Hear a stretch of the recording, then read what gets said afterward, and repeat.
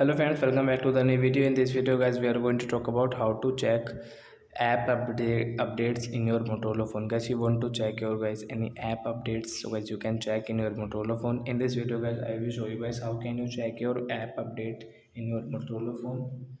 So guys, now let's see how to check app updates in Motorola phone. In this video guys, we will talk about it.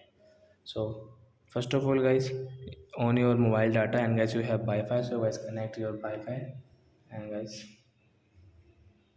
then guys click on your Play Store setting, and guys you can see your ID name.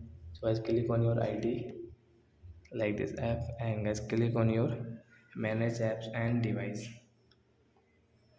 and guys you can see this update all and see details. So guys tap here.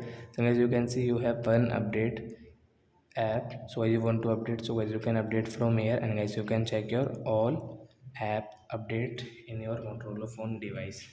So I hope friends you have understood how to check app updates in Motorola phone. So that's it guys, thanks for watching. We will meet on next video with new topic. Before going guys, please go and like my video, subscribe my channel. Bye bye friends.